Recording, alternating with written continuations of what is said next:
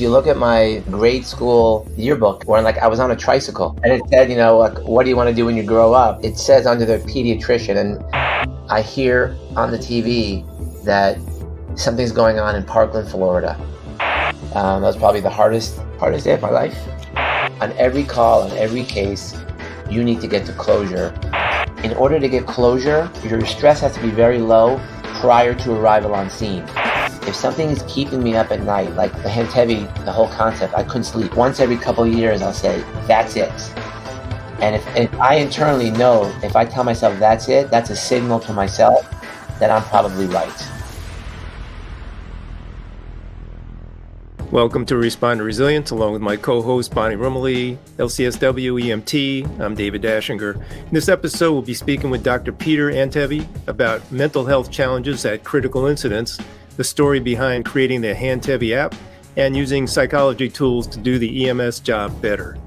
We invite you to like and subscribe. Our YouTube channel is Respond to Resilience. We're on Facebook, Responder Wellness Inc., and Responder TV, PBSradio.com, Apple Podcasts, Spotify, and check out our website, respondertv.com, for all the past episodes and guest information. We'll be right back to speak with Dr. Antevy after this. In this family, more of us die by our own hands than by the hazards of the job. In this family, up to a quarter of 911 dispatchers have symptoms of PTSD. In this family, our mental health and wellness are in crisis, while responders are quietly suffering.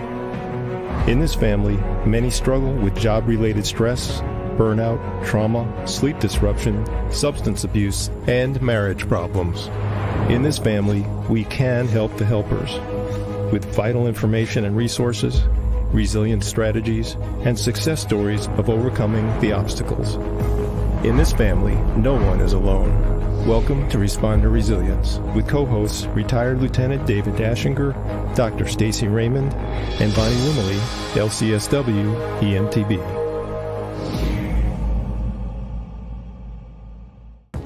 Today we're joined by Dr. Peter Antevy. He's a pediatric emergency medical physician who's dedicated his career to providing exceptional in-hospital emergency care at Joe DiMaggio Children's Hospital, a leading level 1 trauma and tertiary care center in South Florida.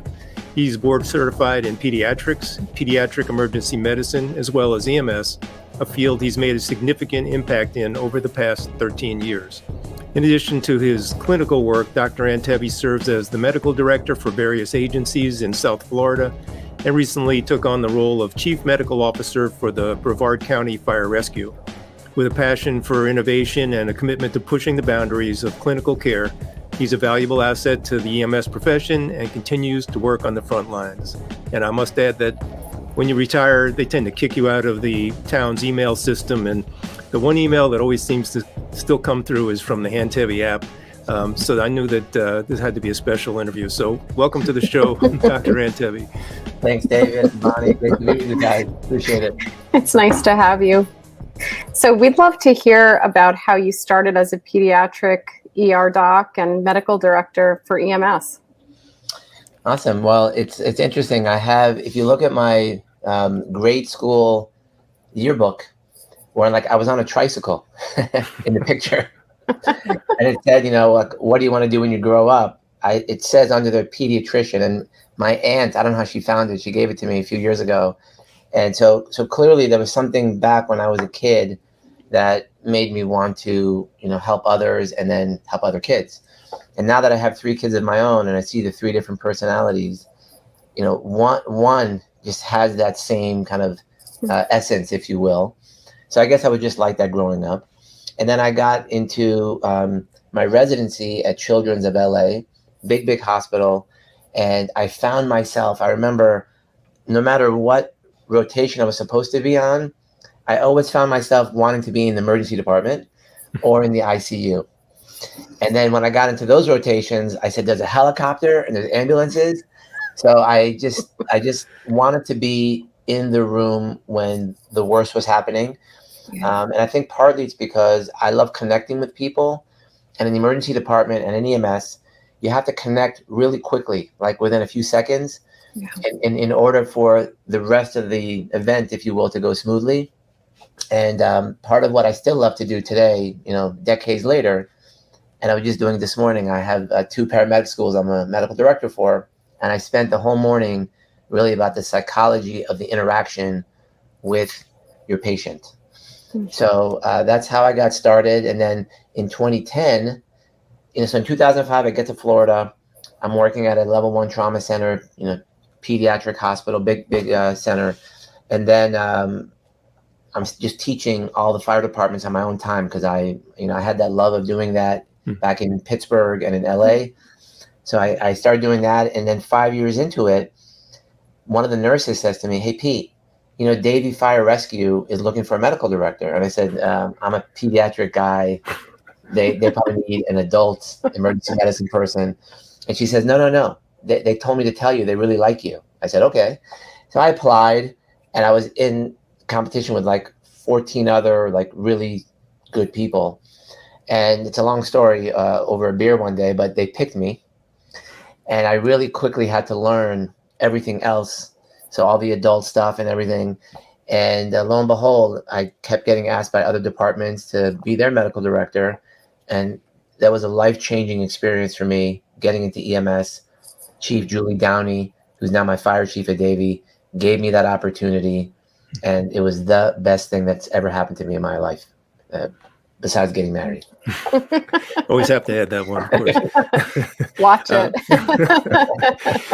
Yeah, I remember I received the White Hat Award at the fire department when I was a volunteer, and I got up to say my thank yous, and I said something like, "This is the greatest thing that's ever happened to me." And then, I was like, except besides getting married. So yeah, easy to get in trouble there. Well, we love the fact that you're, kind of living in both of those worlds. And I would imagine there's a lot of stress, a lot of potential for burnout, a lot of long hours, a lot of high intensity situations. So what are your strategies for self-care and avoiding burnout? That's a very good question. I can tell you that early in anyone's career, when you're young, as a paramedic, as a nurse, or a physician, you feel like you could work 25 hours in a day, right? It's just that's how you come out.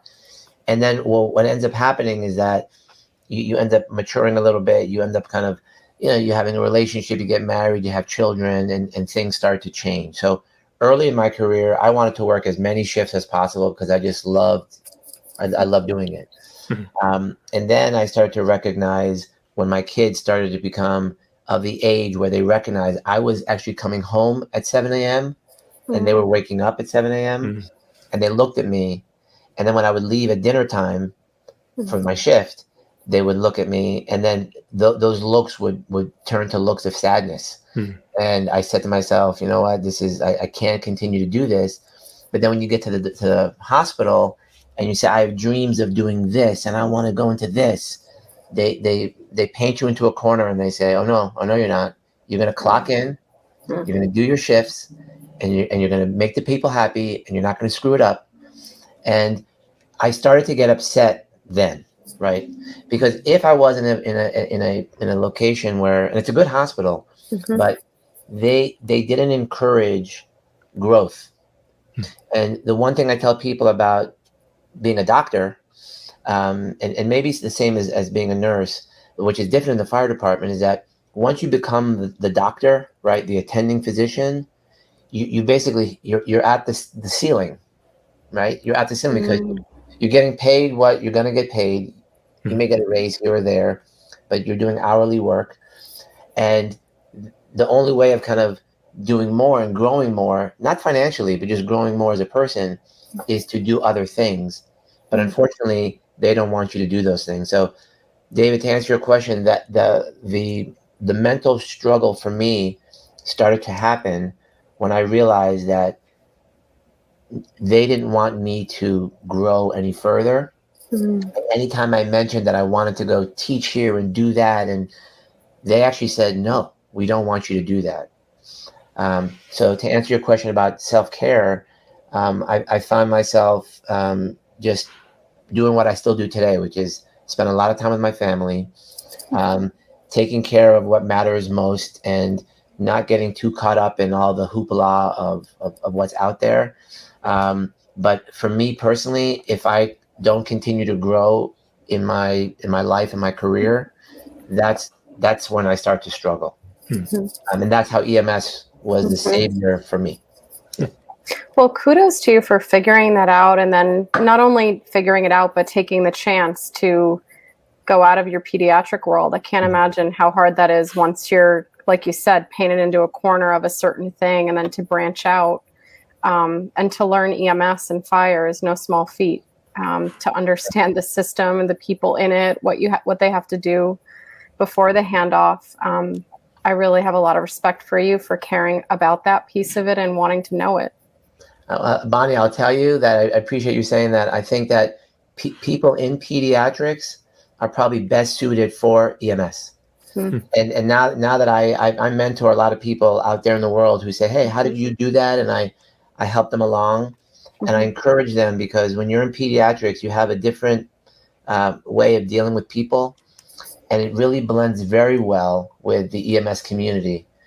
So I would say that if anyone out there is in pediatrics, EMS is really like very closely suited to you, kind of mentally, emotionally. They want to do the right thing for people. You really, effectively, what is EMS? It's socialized medicine. It's doing the right thing for the community without the big bill at the end of the day, right? And in pediatrics, you're also a safety net for many of the patients we see in the emergency department. By the way, they're on Medicaid, right? They don't have insurance, and we don't get upset with that as clinicians. We happily treat them and make them better so they can live another day. So there's a lot of similarities there that I think now in retrospect, I understand it better than I did, as to, is it just me, or are there other people out there that could break into the field and actually have a very big impact? Come on. Check it. Come on, let's go.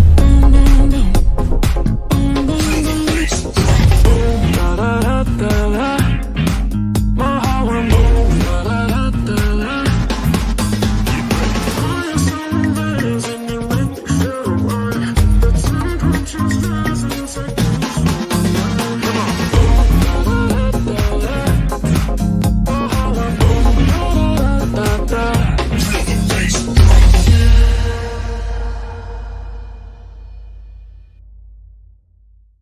That might be a good segue to talk a little bit about the Parkland shootings. And we would love to hear about your role in that situation, if you wouldn't mind sharing. Sure. So I was sitting at this desk, the same desk I'm in my office here. It's about a 15-minute drive to Stoneman Douglas, straight. I'm right on the highway, so I just jump on the highway. And in the room next to me that you can't see, I have a TV. And I happen to have been having lunch, and I left the news on. Okay. Now I have the radios and everything, but if you understand how the whole Parkland thing went down, how we the fire department were notified a little late. Literally, I hear on the TV that something's going on in Parkland, Florida. And I didn't have my medical director shirt on. I had like a long sleeve collared shirt, and kind of dress pants. If you see it on CNN, you'd see me like how I was dressed. Like, in other words, I wasn't dressed to be in the fire department that day. And I remember just grabbing my keys, grabbing my wallet and my phone, and I just made a beeline for my car. Find myself on the highway within minutes, driving at speeds that I would not encourage anyone to ever drive at, ever. But I was in a line with a whole lot of other police officers. And I don't have a vehicle that's lit up or anything like that. And I just said, please, I hope they don't stop me. And I get there, and because of all the mayhem, I had to park my car like about a mile away. And I just ran into the scene.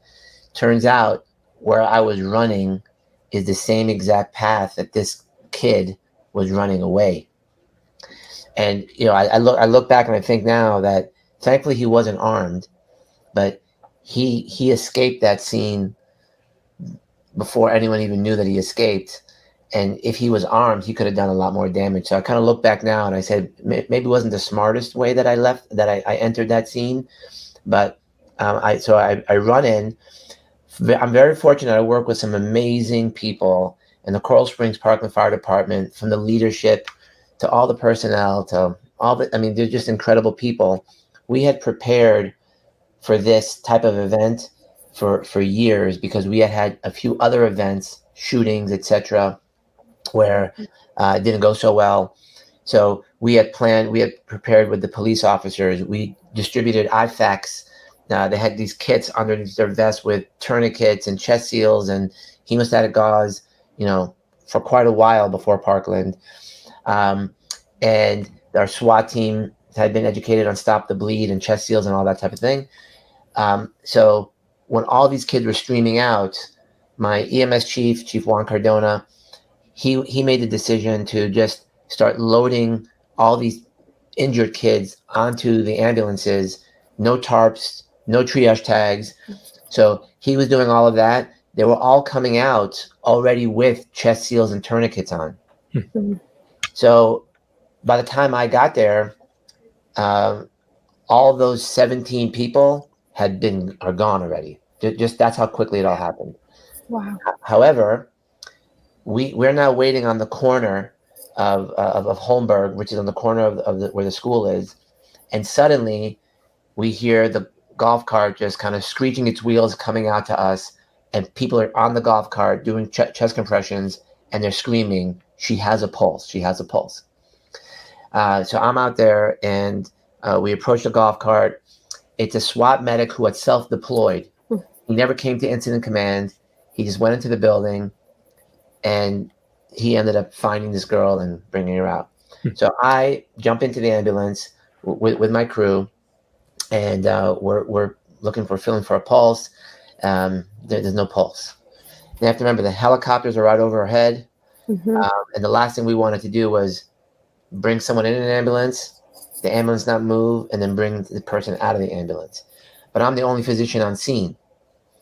I make a calculation that I had been there now for 5 to 10 minutes, and no other patients are coming out. And luckily, another medical director, a good friend of mine, Ian Rusinoff, shows up. I said, "You're now the on-scene medical director," because he's an EMS guy. And I end up now in the back of the ambulance, traveling towards the trauma center. So obviously, we do everything as far as airway, IO. And then I said, well, what would we do in the emergency department? We would do 2-finger thoracostomies and put chest tubes in. So I said, grab me a scalpel. And my medics are looking at me like, what's this guy going to do? And I basically did the right side, massive amount of blood. Sorry, the left side, massive amount of blood. I did the right side and nothing. And we thought we were going to, kind of have a chance here because we just thought we were going to make something happen. We get to the facility, we transfer care. I go off to the back of the hospital in the back of the ER, and I just crying, right? They're just all coming out, and people are coming to talk to me.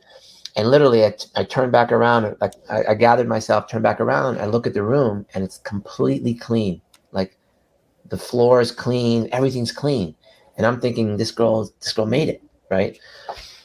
So we ended up leaving the hospital, only to find out that they ended up realizing very quickly that we had done everything that they were going to do, and they just stopped resuscitative efforts. And I can tell you that was probably the hardest day of my life, and I had never needed therapy in my life beforehand. I worked at 2 of the top 10 children's hospitals. I'd seen the worst of the worst. But here's the problem that happened that day for me is that 3 of the kids who died, I knew them or their families. And so when I came back to the car, my cell phone had died. I plugged it in, and all I saw were texts from my wife, because my wife graduated. She was the first graduating student from that class. She was a class president. And all she was sending me were photos of children that she knew or that we knew, later. And now I'm helpless because I have no idea who those kids are or where they are. And now those parents are traveling to the hospital, and there's many different hospitals to travel to. Should they go to the hotel where they're telling the family members, that's where your child, the people who are at the hotel that's where the children who have passed. So the parents didn't want to go there, right? So many emotions going on there, and we ended up getting everyone into a room that night. I had a lot of anger. I had a lot of very, very many different emotions that went on that day, but I ended up needing therapy, and thanks to the folks in my department, mainly a gentleman named Chief Chris Bader, who's our chief of health and safety at Coral Springs, Parkland. He looked at me. He's like, "You need help," and I said, "You're right," because I'm the person. I never go home and talk to my wife about work. I don't relay story about patients because my wife doesn't understand that, because it would just make her more anxious. So Right. I was able to internalize and compartmentalize the last 20 years of my career without a problem, except for February 14th, 2018. And that's when I really needed a lot of assistance. So long story to say that day, it impacted me, but the way I look at it is that it impacted the families who lost children by 1,000 times more. And that's kind of, I always keep that as a relative marker as to, I shouldn't be feeling badly because those are the people who should be feeling really badly. And that's kind of how I process things, I guess, right or wrong. Well, I have so many thoughts and reactions I could share, but I guess the first is thank you for being so genuine and for showing your true self and your feelings, because that's one of our biggest goals on this podcast, is to show real life and to break the stigma. And just by talking and sharing that you needed help, you're already helping us achieve our mission here. I appreciate that. I have to thank other people for that, because Sure. I have now traveled the country, and we do either 4 or 8 hour seminars on Parkland, and we still do them crazily, as crazy as it sounds. And the more I do talk about it, even though I have a really hard time doing it, like you said, it helps, kind of selfishly, it helps me get through my own internal difficulties. Yeah. Won't stop tonight. Won't stop tonight. I won't stop tonight. Stick it to your memory, and this is where we Give up on you. Now it's time. Whatever you're going through, get strong enough. Let it grow, let it grow. Oh, oh. Let it grow, let it grow. Oh, oh. Now we're keeping Let it it hot. grow, let it grow. Oh, oh. Oh, oh, oh, oh. Won't stop tonight. Won't stop tonight. I won't stop tonight. Won't stop tonight. Everything you say, everything you say, everything you say, everything you say.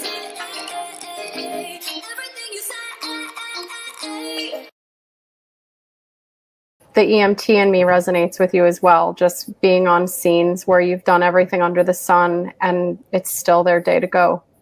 And when it's a child, it's a whole different ballgame. And, just the fact that you're a true first responder, you ran to that scene. Yeah. And for that, we're grateful. I appreciate that. One of the things I committed to my community was that we were going to put whole blood on our vehicles, and part of the way that I try to heal internally is to try to make sure it doesn't happen again. Right. So we now have blood in Brevard County. We now have blood in Palm Beach County, and over the last 3 days in Palm Beach County, we gave 7 units of blood.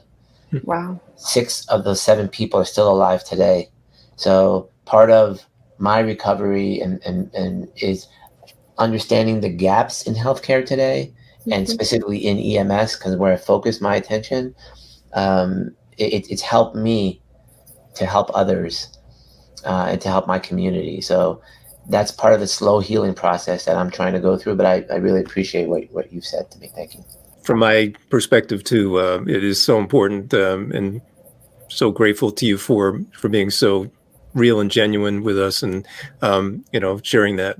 So much appreciation and love and light to you for what you're doing. A little bit of a tangent from what we're talking about, and that has to do with closure, with patient care and emergency scenes. So what is closure in your world, and how can it drive better care? This is my favorite topic, and I didn't realize what it was until I met someone named Jonathan Robbins, also in Coral Springs. When I first started in medicine, in the ER as a trainee, and then here at the hospital, I would find myself, I would see, let's say, 35, 36 patients in a shift. I would keep a list of those patients, and then I put a check mark near the patients that I wanted to follow up with, right? I remember making business cards. The hospital gave me business card that didn't have any information of how to contact me, just, Peter Antevy, Pediatric Emergency Medicine, something, and, the hospital's email, hospital's URL. I went to the printer and I said, make me new cards, put my email and put my cell phone number on it. And all my colleagues thought I was crazy, man. Now, I didn't know why. I just inherently said, if I want to follow up with a patient, here's my name, my number. I have your number, and it's in the computer. Is it okay if I call you tomorrow? Oh, absolutely, doctor, right? And I said, if you need anything from me, please give me a call.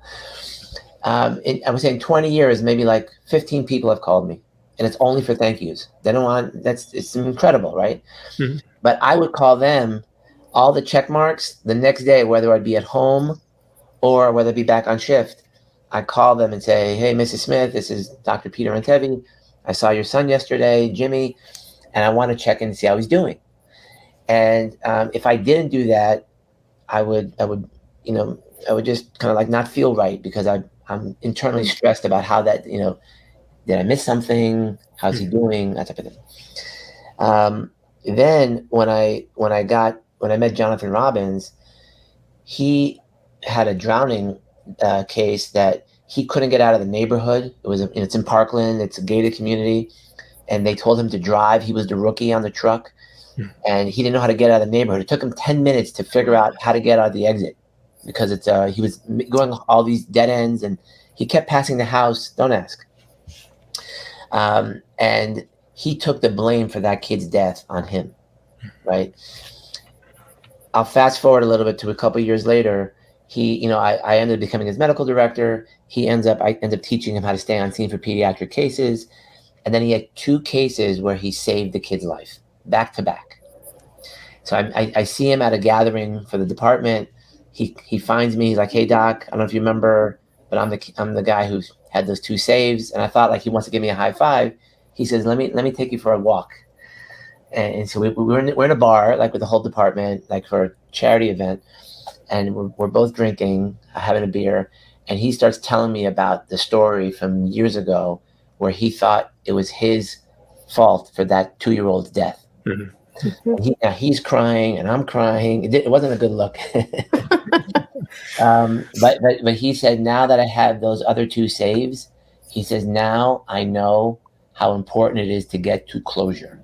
And that was when, like, all the years of me not understanding what I was doing myself with families in the emergency department, that was the most important conversation for me, because I said, that's really what he was looking for. Mm-hmm. Yes, we gave him dosing. We taught him how to do high performance CPR. We gave him all the tools, but that wasn't the important part of it.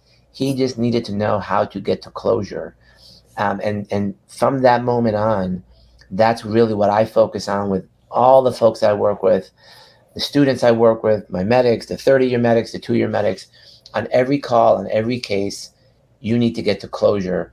And, if you want, we can go into it further, but there's a couple of things that we talk about with how to get to closure. And that's what I focus on today with everyone I speak to. Well, I think it would be really beneficial for our guests to hear some of those pointers that you have, because as a trauma therapist in my office, a lot of the trauma therapy is involved with people not having closure and not knowing either what happened or what could have been different. So I think it's incredible to hear what you have to say about that. Yeah, Oswald. And remember, this is not science. This is like the brain of Peter Antevy. It could be all wrong. I'm just kind of giving you my take on it. So what I realized is, and the way I figured this out is because I come from a pediatric world, and then I'm in this big adult world all of a sudden, and I'm seeing people get to closure on the adult cardiac arrest like that. Because I was riding with them. Yeah. We had this guy on the tennis court, got him back to life, brought him into the emergency department. My medic, my lieutenant, he's there, he's documenting, he's very proud. The wife comes around the corner. He happily goes and talks to her and the whole thing. And we went on to the next call as if nothing happened. Nothing, right? Then I'm on a different shift, a different ride time. We do the pediatric cardiac arrest. And it's exactly the opposite. On the way to the call was massive fear. On the scene was massive fear. En route to the hospital was massive fear. We dropped the kid off at the hospital, and the parents are coming around the corner, and they run as fast as they can not to make eye contact with the family. Leaving the hospital, getting back to the station, and the thing was like a complete breakdown. That the other day we treated that guy beautifully, but today we did a horrible job. Right? That's a big horn in the back right there. Yeah, we cue those up on. We're giving you a shout out. That means we like the guest. So I realized that I had to break that entire sequence down to understand where does the closure really happen. And what I learned was something that just blew my mind, was that in order to get closure, you have to have zero stress, or your stress has to be very low prior to arrival on scene. So that pre-arrival preparation for the kid. So we've implemented that so that before they get to a 3-year-old drowning, they know the airway size, the epidose, and the joules, right? Then they get on scene. Because you had that the pre-arrival preparation, your heart rate is lower. You can now make eye contact with the family. You can stay on scene and work just as well as you did for the adult, right? Now there's no kind of animosity to yourself of how poorly you did. So when the family comes around the corner in the emergency department, you could tell them everything you did and how it was the best care that their child could have received. Not those words, but basically telling the parent what we did for your child, which is very important for the parent's closure. So closure part 1 is what I call quadrant 1, which is pre-arrival, and quadrant 2, on scene. If you can check those boxes off and say, we did everything we could, you can get yourself to closure as a paramedic, because you now know that when you go to sleep that night, you left nothing on the table. I mean, everything was put out, right? Then part 2 of closure is if you can help the family get to closure. Because when you talk to families of kids who have passed away, they'll tell you that the one thing that they never get the ability to do is to hear from the people on scene of the type and quality of care that their child had. Why? Because those folks have left and gone and run away. When you can tell that family member, even with a bad outcome, we did everything we could for your child in a high performance manner. We did everything we could, and it still didn't work out. That's important for that family member for a month, 6 months, a year, 10 years later. There's no doubt that their child got the best care that ever, right? So closure part 1 is hard in and of itself. Part 2, where you have them, before they leave the emergency department, go talk to the family and just tell them what you did, not to be a chaplain or a bereavement counselor.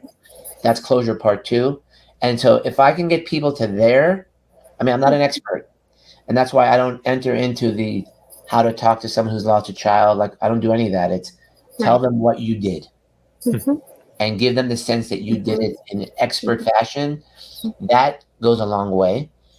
And after they're done with that, I then make a phone call to the family 24 to 48 hours later. As a medical director, I offer my condolences, and we offer to come to the funeral.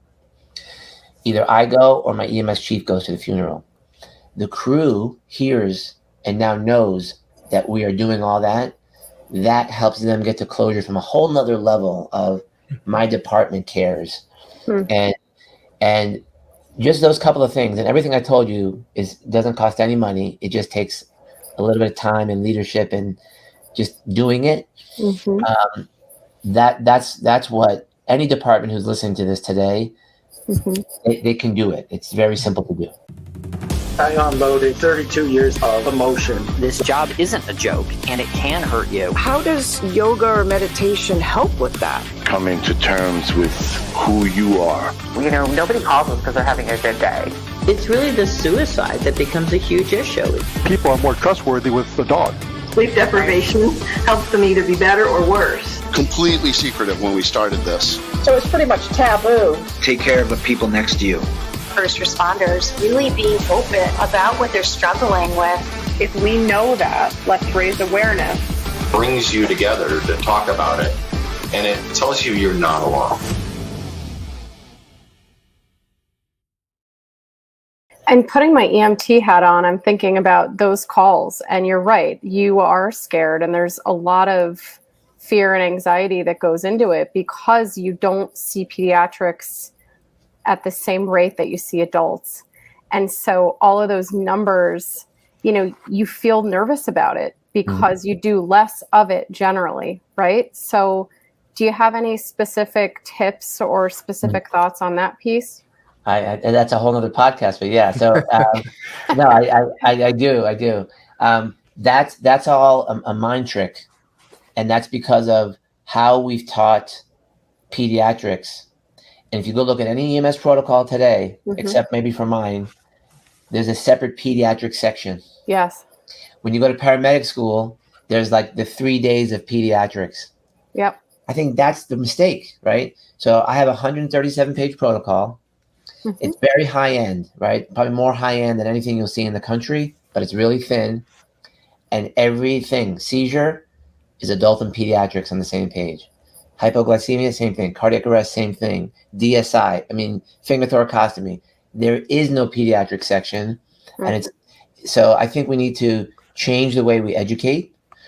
And then we have to tell our folks a 2-year-old in SVT and a 62-year-old in SVT are the same exact thing. And that takes time until you have the policies, the protocols, the education, the attaboy, the case reviews, the CQI, the data that shows that our outcomes are great. That's when you start to see the magic happen. So I know it's possible, and that's my mission now, is to make that happen everywhere across the country and across the world. That's great. Well, it's a beautiful mission, and I wanted to tie back into when you're talking about going to that pediatric call and the pre-arrival information, and what your innovations are in terms of dealing with high stress patient interventions and high stress emergency medical calls. Can you tell us a little bit about the story behind creating the app and what it does? Yeah. So, it's this concept of system 1 and system 2 thinking. So there's a book I read. I remember I was on a trip with my wife. We were going on like a 1 week, we finally wanted to get away. We hadn't taken a vacation in a long time. We were flying to Tucson, Arizona, just to get away. And I picked up this book called Thinking Fast and Slow by Daniel Kahneman, who's a Nobel Prize winner. And so my wife is sleeping on my shoulder, and she has a hard time sleeping on the plane. So I'm trying to not move my shoulder. And I read this book, and I literally had the biggest epiphany when I read this book. And I said, this is it. I finally understand why pediatrics is so stressful. So I wake up my wife, and she's upset with me. But it's a very simple explanation if you read the book. But I guess I can explain it real quick. System 1 thinking, just for all of us medical people. If I tell you there's a 65-year-old guy who has substernal chest pain, diaphoretic, just by me telling you that, your brain automatically already has a diagnosis, already knows what meds to give. You already know where you're going to transport the guy, right? Right. That's called system 1. It's just super duper fast. If we could stay in system 1 for everything, adults and kids, we would be flying high, right? The problem is that for kids, the part of the brain that you need, or they tell you need, is system 2 thinking. What is system 2? He describes in his book that if let's say you're running a code, and I tap you on the shoulder. I say, David, Bonnie, I tap you on the shoulder. I say, what's 34 times 12 while you're running a code? Mm-hmm. What Kahneman says you have to do is your eyes are going to go up and to the right. So you have to kind of escape what's happening in front of you here. Your eyes will dilate, and your brain has to go into this other form of thinking, which is like almost comes to a grinding halt. You do 34 times 10, right? So what I asked you, I did 34 times 12. So 34 times 10 is 340. And then you do 34 times 2, and then you have to add the numbers together. It's a process. So you can just by me giving you that example, how system 2 is very different, right? Well, it turns out, what did we tell people since the 1980s in pediatrics? That you have to measure the kid after you get to the scene. Think about that. Yep. In adults, 65-year-old cardiac arrest, en route, I know everything. For the kid, 5-year-old in cardiac arrest, okay, drive 6 to 8 minutes, be stressed out of your mind because we don't know anything yet. Get to the home, take out a length-based tape, get a weight. From the weight, multiply times the dose per kilo, get a milligram dose, divide that by the concentration to get a milliliter dose. That's all system 2 while the code is happening, while the parents are screaming. Yes. Right? So here's a trick that I learned. It took me a while to figure this one out, that as a medic, as a doctor, as soon as you hear 3-year-old cardiac arrest or 3-year-old anaphylaxis, your brain says, oh crap, system 2. And as soon as the system 2, like that, system 2 is there, it has to be used, your heart rate goes really high. Your palms start to sweat. Now, if your heart rate is that high and you come to the scene and you're trying to give that demeanor of, okay, I'm here to help, it turns out you cannot make eye contact with the family member. You can't speak to them. You can't do all the right things. So what do? You have that fight or flight mechanism. You grab the kid who's portable and you run. So system 2 is the devil here. So all I did with Handtevy, and unknowingly, is I said, let me just remove the system 2 thing. And I did it selfishly because in the emergency department, I'm at the head of the bed and I say, I need epi, bicarb, calcium, atropine, norepi drip, normal saline, whatever. And all I would hear back is, what dose? How do we mix that? What rate, doctor? And I didn't know any of that because in Pittsburgh and in LA, there was someone doing that for me. So I created a little system because I was so embarrassed and I was horrible initially. And I created a little badge buddy that, the 1, 3, 5, 7, 9, I figured out how to know 5 different ages. And from those 5 ages, not the weights or the lengths, the ages, I can figure out all the code drugs in system 1 manner. Wow. So then when I got to EMS, I said, we got to do the same thing. And I just took the same principles that I was doing for myself, embarrassingly so. And I said, hey, let's try it in EMS. And it was like, the aha moment from the gods, because in hospital, they laugh at you when you have an idea. When I came to Davie Fire, I said, Chief Downey, I think I figured something out that's really big. She said, well, we have our medical director meeting coming up. Prove it. And I remember I brought up 4 people and I gave them the tools we currently use. And I say, I want these 4 medication dosages. Not one of them, these are really smart people, not one of them got one right. And I said, now I'm going to teach you my system. And in front of my chief, they got it all within seconds.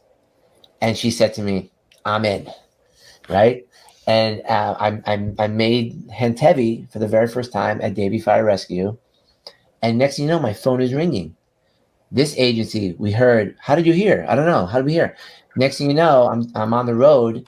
I'm giving the talk on the 13579. I'm going to people saying, we want that. I was going to Kinko's and I was with my laptop. I was laminating. I was cutting the lamination. And I was making another department, custom book. And it was laughable, right? What I didn't realize all along is that EMS was the one place in healthcare that didn't have an ego. They just wanted to do better. Till today, this is 13 years after I started Handtevy, when I walk into the hospital, half the people love to see me. The other people don't even want to look at me.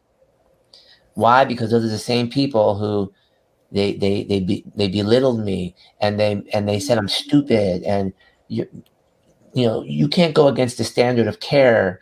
And till today, those people have never apologized.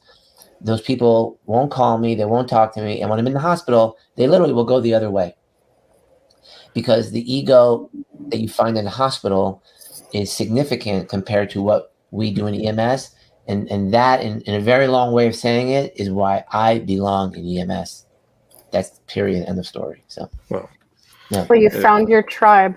I did. Trial and I error. found my tribe. I did find my tribe, 100%. If I can share my experience and help just one person, or help one person help somebody else, that's what it's all about. We're trying to break down the stigma. We're trying to share that there are great, effective resources out there. Vulnerability is a strength. It's not a weakness. What I've heard from all of the subjects in my film is that I think my story can help someone else. And as police officers, we always want to go in, see problem, fix problem. And you can't do that with a mental health crisis. You have to see person and connect with person. This sucks, but I'm going to have to embrace this suck. You know, I don't like these cards, but these are the cards that I've been dealt, and I'm going to have to play them to the best of my ability. And I've been trying to do that for the last 10 years.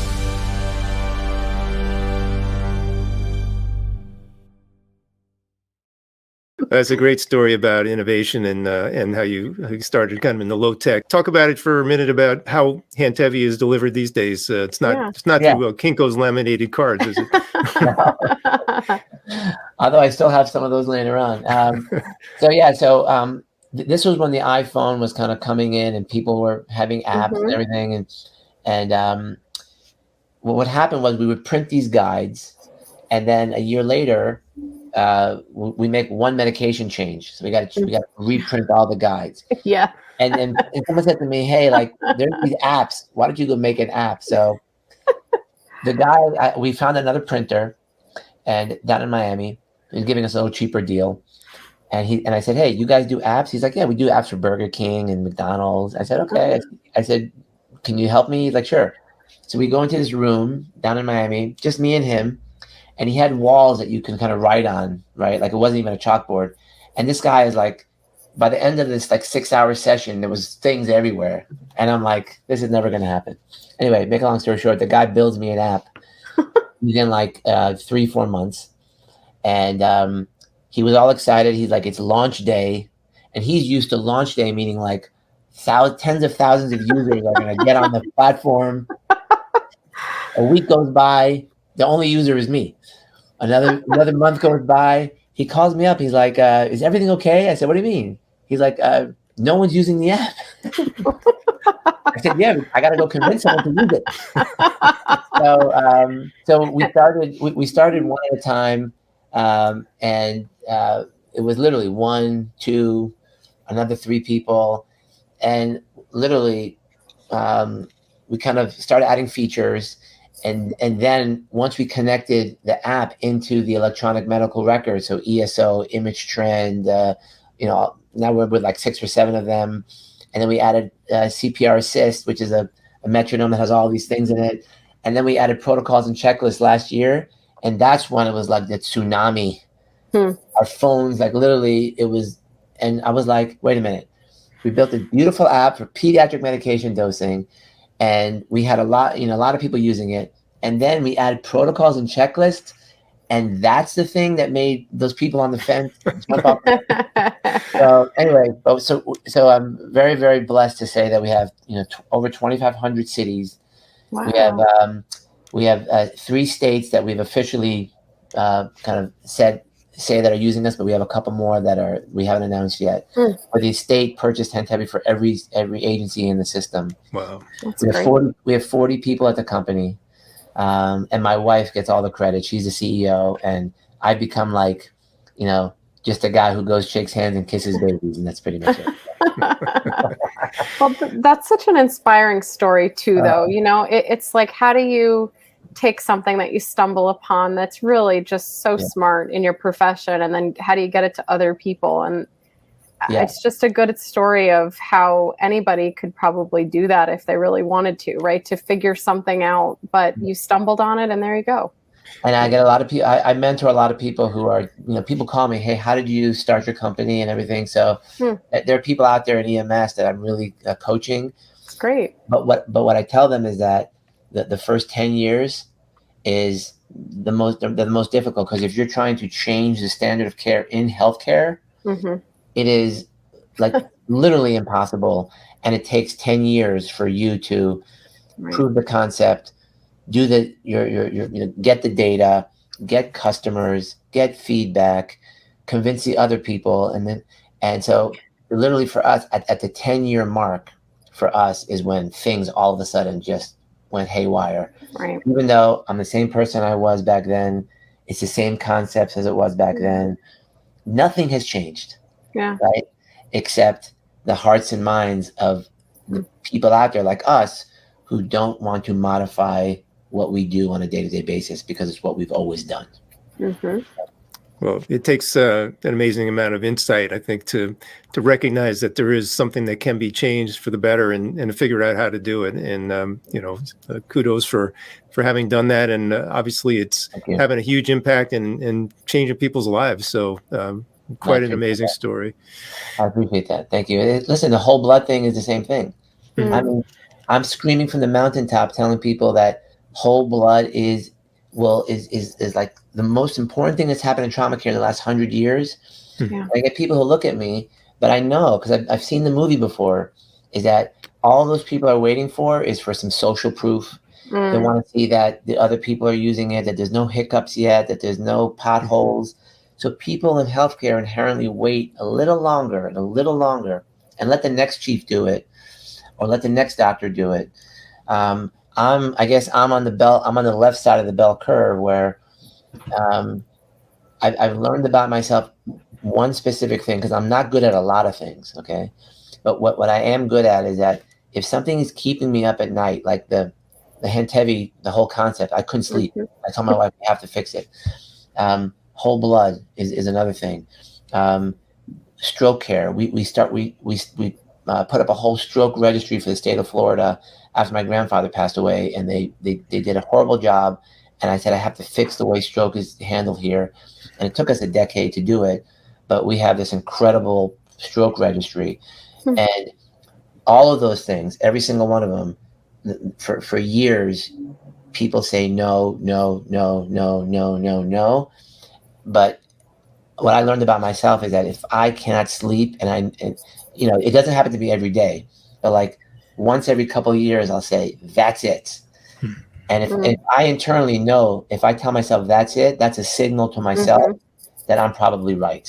So I've had to learn to trust my own intuition, which is probably the one thing that I can rely on today, because I'm not a good business person. Horrible. I hate money. I hate the thought of money. I'm not a good business person. We grew up poor. So for me, it's just, I just know who I am now that I'm 50. I've gone through these iterations much better than I ever have. And that's made me a better, just a better person and a better leader in this field. I know that we're coming to a close soon, but I don't want to end without knowing what MCI Mondays are, because it sounds pretty exciting. Listen, there are a lot of things I cannot take credit for. This is one of them. So I have an incredible, so here in Davie, Florida, there are a lot of things that have happened on the back of a napkin. One of those things is years before Parkland, I'm sitting with my fire chief, Julie Downey. She's my EMS chief back then. And she said, hey, did you know that before you became medical director, we passed a law in Davie that forced all these big businesses and buildings of certain sizes to have an AED? I said, oh, that's amazing. And I said, as a joke, I said, isn't it funny how we have these tourniquets and all this stop the bleed? It wasn't even called stop the bleed back then. I said, we should probably put them in there too, right? And she says, we can do that. And I said, we can? So she goes through, we changed the ordinance. We, meaning she, changes the ordinance. And we were the first town in this country to do that. And we got invited to the White House. It was this whole big thing. It was pretty cool. so she's like the MCI guru. And so she comes up with MCI Mondays, which is basically every year for a span of like 3 months. It's not all year. We have a church that on Monday, they give us the entire church. We have connected with our police officers in a way that we've connected them so closely that when you come to this MCI drill, when you look at my firefighters, they look like cops because they got all the ballistics. Mm-hmm. And you look at the police officers, they look like medics because they're putting the chest seals and putting the tourniquets on.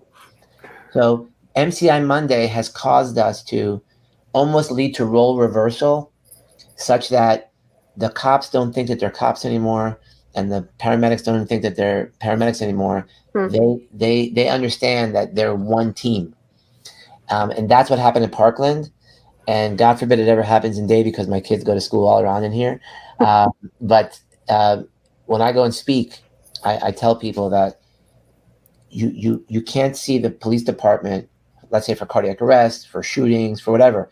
They are just the same as we are, right. And we depend on them. So MCI Mondays is just that, from 5 to 8 o'clock every Monday, and you're more than welcome once we start them back up again. And we'll give you the gear. And we'll go into the church and we'll have some fun. David and I will fly down for a little field trip action. Anytime. We'd like to put our uniform back on again, right, David? Absolutely. Sounds like a great field trip.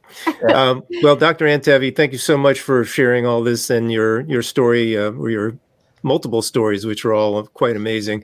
Yeah. How can people find you out there in the world of the internet or social media? Yeah, so I mainly linger around on LinkedIn and on Twitter. So I answer 100% of the people who reach out to me, and I love connecting with people. So, you can just go to Twitter and just message me or whatever. You could also email me directly at my email, which is peter@Handtevy, not Antevy, but handtevy.com. Mm-hmm. What I try to do is, like, we have a Facebook. I don't have a personal Facebook account, but we have a Handtevy account. Mm-hmm. And 3 times a week, I take 3 articles, EMS related, adult and pediatrics, and I'll summarize them in less than 2,000 characters, and then I'll link the article. So what I do, I don't do this that often, which is mm-hmm. a whole, which I really appreciate. I love talking about it, but what I love to do is just give content.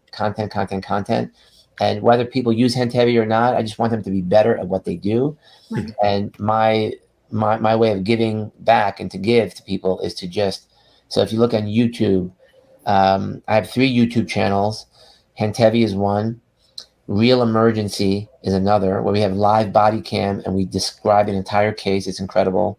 Mm-hmm. We have done 13 episodes.